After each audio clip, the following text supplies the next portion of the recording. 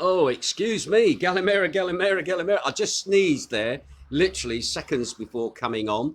I've got to be honest, a little bit of a sore head this morning. Jane and I were out yesterday evening in Sillaby. First of all, we went to Magdalena's, and you know what? The numbers in Magdalena's were looking reasonably respectable. Nothing like they would normally be for a June, but we were pleasantly surprised at the amount of people that were in there. Big shout out to Dennis and Tassos, Panos, and also Alex for the hospitality yesterday. And also the fact that it had Beats Radio playing in there last night, which was really, really nice. So Beats Radio was booming out inside Magdalena's last night, and a lot of people were looking over at me going, is that you? Is that you? And it was rather nice, I've got to be honest. Can I also say a big hello to the lovely Jeanette and Bernard, who we went out with yesterday evening. We had a lovely evening with you two guys last night. And also big shout out to everybody in the art bar as well. And that was busy last night. Nice seeing Dino back behind the wheels of steel. Also nice to catch up with the likes of Andy P and Brian and some of the other entertainers, Kev as well, who are here on the island. We're all talking about the same. When are we going to get back to work? When is everything going to start to go back to normal? And when are the British going to arrive? All right. So anyway, that's a little view from the balcony this morning. The weather is absolutely glorious. Can I thank also the lovely Amanda Gregory for her concise weather report as well. Which she says, Ginge, good morning, Sunday's weather, sunny with some cloud, highs of 27, but it's going to feel like 31. Have a great day. We didn't see any of the arrival of thunderstorms here yesterday, or if we did, we were all in bed asleep when they came, but if they had come, they come, but they didn't come here anyway, especially where I am, but maybe somewhere else in the Ionian maybe got them.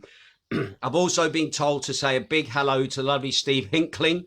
Today, it's his birthday. In fact, as I said that, I've just seen Steve appear up saying, Galimera, weather looks great here also today. So I'm pleased about that. Steve was telling us about a special offer the Hungry Horse has in Stoke. I'm not sure if every Hungry Horse is doing it, where if you go into the Hungry Horse in your pajamas, you basically get is it a free breakfast, or you get a very, very reduced cost breakfast? I think it's the first 50 people who turn up in their, what do you call it?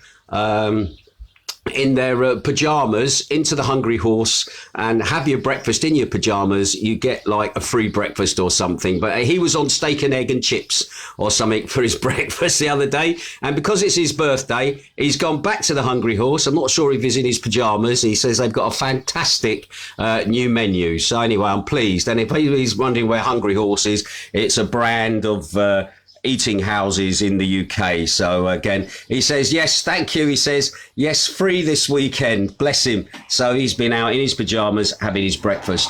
Right. I've got to start on with the news then. So I'm just going to switch myself around so you can see me as well. Oh, big shout out to Shane Bowen as well. He says, happy that you and Jane had a fantastic evening. Hot and sunny here in Exmoor. 27 degrees Celsius there to 28 degrees. So, wow, you're having a heat wave in the UK at the moment. Anyway, let's crack on with the news at the moment. Just first of all, arrivals today into Zakynthos. This is a rundown of all the flights that we're expecting into Zakynthos today. We've got one flight from the Czech Republic coming in.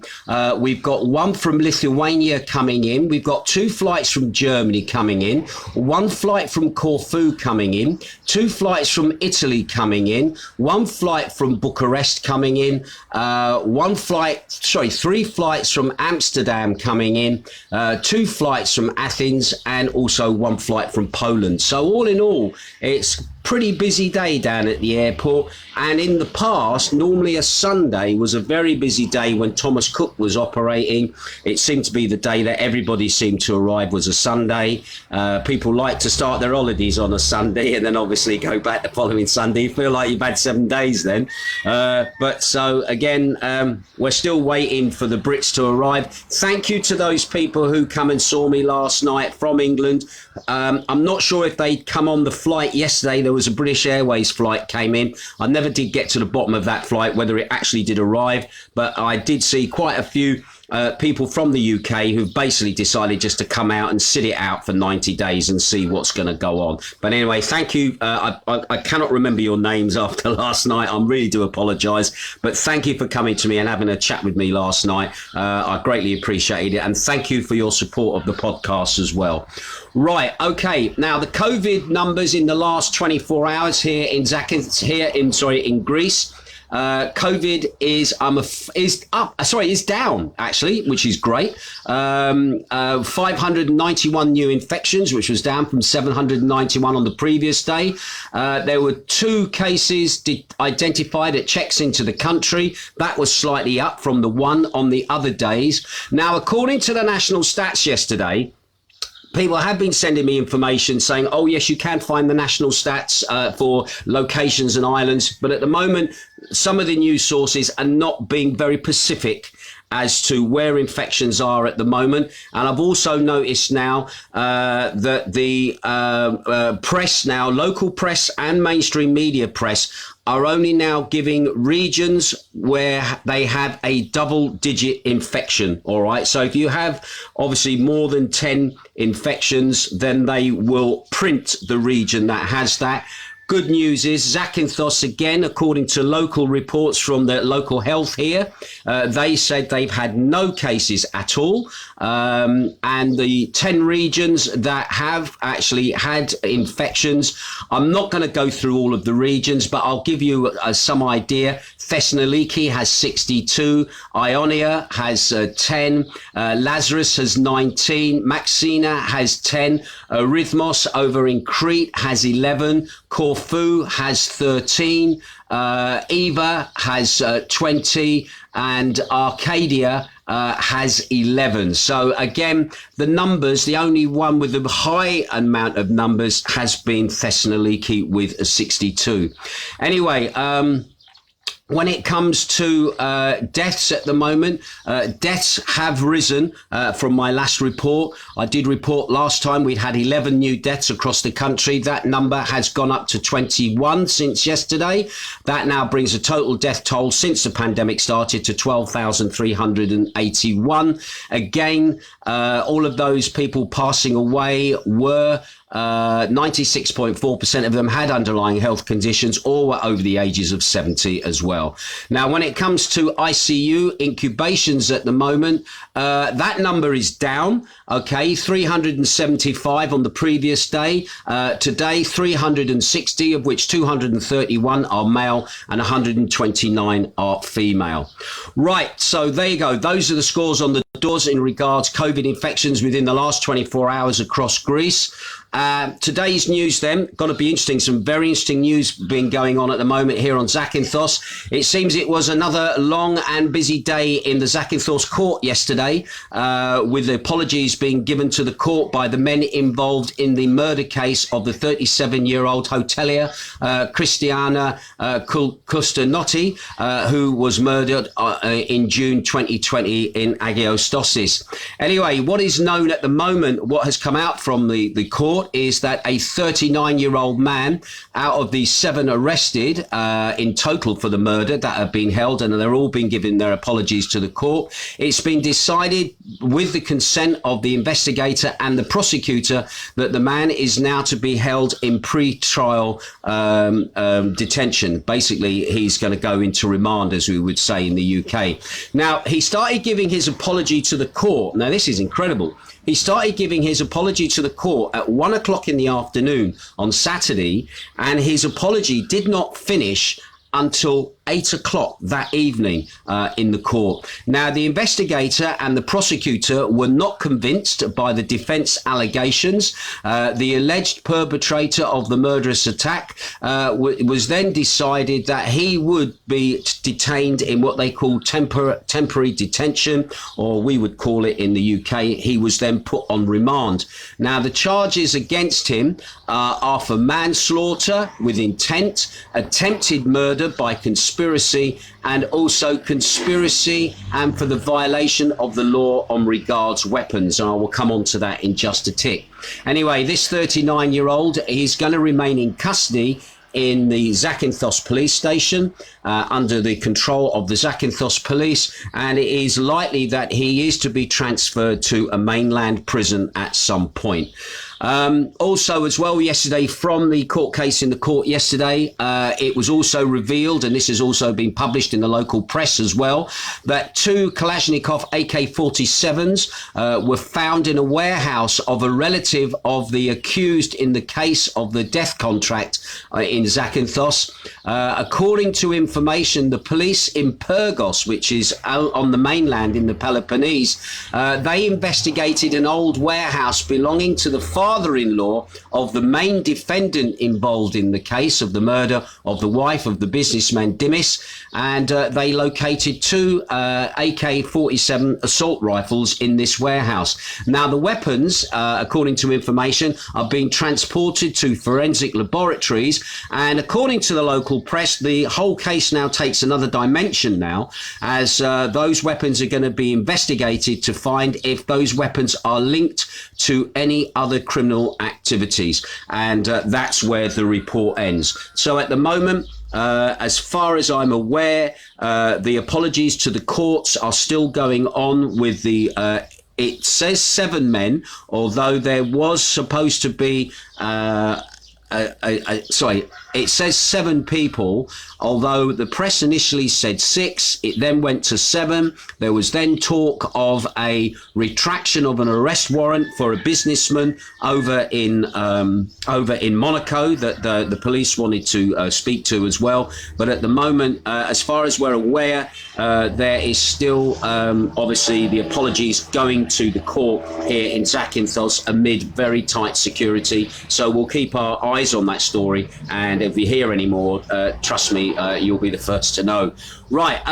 Interestingly, I had to sort of, in some ways, not get too wrapped up in this story. The UK government now is considering delaying the lifting of restrictions by up to 4 weeks, initially planned for June the 21st, due to a surge in new infections attributed to the Delta variant of the COVID-19 virus. Now, that's a story that's running at the moment in the Greek press here. I have had another look at that story, but the more I look at it, the more annoyed I'm getting with it. I look at what's going on with the G7 conference, the lack of social distancing, and I loved a little comment somebody said this morning in one of the newspapers. Oh, they're partying like it's 2019. So yeah, one rule for one lot, another rule for another, and then Boris is saying, oh, I'm not liking the look of the data. The data is making me worry, and obviously I think, guys, this 21 of June thing isn't going to happen, and this is going to affect us here. But I'm going to see how this G7 thing plays out at the moment, because basically there is a story yesterday. I'm actually scrolling down past some of my other stories to put this in context. They said from the G7 conference, we'll squash the zoonotic, that's their wording, zoonotic pandemics within 100 days. This is what the G7 leaders are now vowing to do. Now, the Daily Telegraph was running a report that the Karas Bay Declaration, which has been drawn up by the G7 meeting, will see the world's leading democracies commit to a series of measures that are designed to quash future pandemics within the first 100 days. Now, these also include the building of a new £25 million animal vaccination development centre to be based in Purbright in Surrey. The home of the Guards Depot is Purbright, down in Surrey, been there many times. And they said with the aim to stop viruses leaping from the human population from animals. Anyway, and I like the little sarcastic comment that was put in brackets, what possibly could go wrong. So again, with everything that's going on with the G7 conference, the double standard, and it also made me think back to the double standard here in Greece when Mr. Mitsotakis decided that he was going to have his parade no matter what went on. And when Charles and Camilla, the Russian envoy, the French envoy, all got together, they all had a lovely dinner, all surrounded, not a mask to be seen in sight. Everybody else had to stay in their homes on the day of the parade at the risk of a €3,000 fine if you were caught on the streets. The hypocrisy and the double standards are still carrying on, much to the consternation of people basically who just want to get on with their lives, get back to work, start earning some money, and obviously get their lives in order. Anyway, going back to the news now. I'm a bit out of sync now. Okay, yeah. It has also been confirmed that last week, this is in Greece, that 92% of COVID patients in Greece and 98% of those who died were over the age of 65, according to their figures. And also they had either not been vaccinated or had not received the full treatment of vaccination. Again, a little dig there to get your vaccines from the government. And it was nice yesterday that I met people who have refused to have the vaccine. And we are seeming to be in a little bit of a minority. But again, for those people who came to me yesterday and said, cheers, mate, I've decided not to have the vaccine either, Ginge. At this moment, I'm going to wait and see what transpires, and I'm not keen to rush and have it. And cheers for being one of those that you feel you can have confidence and say, well, yeah, I'm not doing it, and I don't feel alone, and I don't feel ostracized or in any way a second-class citizen at the moment. So again, thank you for those people who came forward last night and told me their feelings on vaccination. Also, interestingly, another story. This is an EU story. The EU countries have agreed to ease summer travel restrictions that will allow fully vaccinated tourists to avoid tests or quarantine. However, this will not apply to British tourist holidaymakers. Anyway, people who have been fully vaccinated for 14 days should be able to travel freely from one EU country to another, according to a proposal approved by ambassadors from 27 member states. Anyway, restrictions for other travellers should be based on the degree to which the country they are coming from has coronavirus infections under control. However, due to the spread of the Indian variant, the UK is currently off the list of approved countries. Anyway, the guidelines come as the EU introduces COVID-19 certificates, which will show whether a person is vaccinated, has had the virus, or has had a recent negative test. The system is set to be ready by July the 1st, although some countries will launch the certificates earlier. Anyway, non-EU members, of which includes the UK, members of the Schengen zone as well, such as Iceland and Norway, will also be able to take advantage of the system or the scheme when it starts. However, at the moment, the UK is barred from that scheme at the moment. So again, we shall wait and see what happens on that. I really am surprised that when I look at the daily lists of the arrivals of just the market now that we're looking at in Zakynthos of different countries that are coming here at the moment. And I think some of the points that have been picked up where we may have to direct our operations towards those specific markets to get maximum income from them. I think those days are getting closer at the moment, especially if we don't see the return of the British very soon. But anyway, fingers crossed that we do get this 21st of June and we do see the Brits back. However, the wording that's being used, hinting, does worry me that you're being set up already that the 21st of June is not going to be Freedom Day for those people in the UK. And for us, it will be a head dip and let's pick our heads up and then, right, let's crack on with what we've got and we'll see what transpires from there. And then finally, story, which I've got to say a big shout out to the lovely Bernard last night. We were talking about Ferraris and Lamborghinis. And if you've watched the new TV series with your man Jeremy Clarkson called Farming, I really want to watch that series because the word Lamborghini comes into my head at the moment. And the reason is this. Get this. Pandemic. People locked down.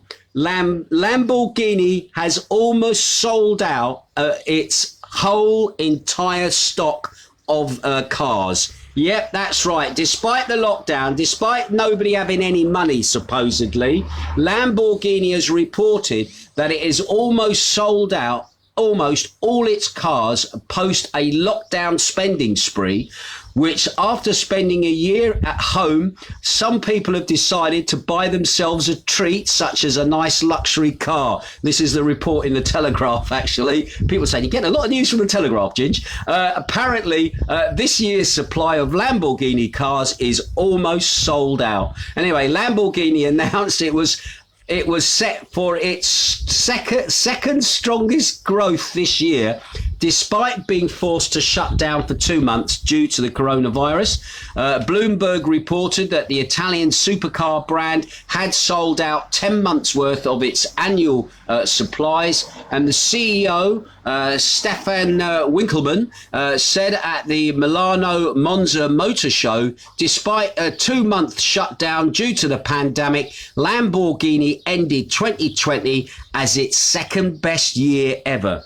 Well, would you believe it? As I said, the pandemic's been good for some people, and I wonder who those people are that are buying Lamborghinis. Could it be the owners of big pharma companies? Could it be the owners of PPE companies? Could it be the owners of, say, supermarkets that have done very nicely over the pandemic? Yeah, it'd be very interesting to see how Ferrari does now. If Lamborghini's done well, maybe Ferrari's going to do even better. But anyway, that's the news for today. Can I just say a quick hello to some of the people tuning in? I'm going to see if I can pick up on your comments because just lately I've had a lot of problems with people trying to pick up on comments. Big shout out to Barbara Telfer, also Shane Bowen as well, Rachel Hanson, nice to see you. Steve Hinkling, the birthday boy, is tuning in as well. Also as well, Yanis John Savas from the BBC over there in the UK. Nice to see you tuning in, fella. I hope that, I'm not sure if you're back to work at the moment. I know they have got some audiences now on some of the live broadcasts, and I know you're involved in that, so I don't know if you're back at work at the moment. Let me know how you're getting on. Rachel Hanson is also tuning in as well. John Salas says, bless you. Oh, thank you, Ginge. Thank you, mate. I'm just trying to scroll down again. It's doing its old jumping back to the top again. Morning. Both a beautiful day for sunbathing in Birmingham. That's got to be Heather and Gary. It is. It's Heather Nash saying that. Thank you for that, Heather. She also says morning as well. Christine Brown is watching as well. Teresa Han Huggett says, we still staying hopeful for the 22nd of August. Hopefully by the 22nd of August, we know where we're going to be by then. But as you know, with Boris, he likes to move those goalposts about. That is for sure. But we shall wait and see. Right, that's it from me for this morning. Can I just say thank you to all the people that I met last night while out and about in Sillery who were coming up and saying hello. Some of them were British. Some of them were also from Holland as well, which was a really nice surprise. And they said, oh, you're the guy who does the podcast. And it was very, very nice. And it just makes everything you do just feel like it's worth doing at the moment. Just to remind you, today I'm broadcasting again today on beatsradio.co.uk with the Northern Soul Show. Can I just say thank you to Jan, who sent me a little message saying about the passing of Dean Parrish. Unfortunately, when the show was recorded, I think I actually did play the Dean Parrish song of his from the 3 from 8, I'm on my way. But I've decided that for next week's show, Northern Soul Show, I'm actually going to do a special segment on the life, the career of Dean Parrish in that Northern Soul Show for next week. But anyway, you can tune into this week's show. It starts at 5 p.m. UK time, which is 7 p.m. our time here in Greece on beatsradio.co.uk. I will be lurking in the chat room, all right, for a bit, and I hope you enjoy the show. But anyway, that's it from me. You take care. You have a fantastic day wherever you are. Those people who have managed to get here, enjoy yourselves. Have a lovely day. Please spend some money. Get yourself down on the beach. Get yourself in the bars. Put a bit of money across the counter. Don't forget the staff in the bars. They might be relying a little bit on tips at the moment, because I will guarantee a lot of them have took pay cuts just to be able to get back to work, just so that businesses can survive, all right? But other than that, you have a fantastic time.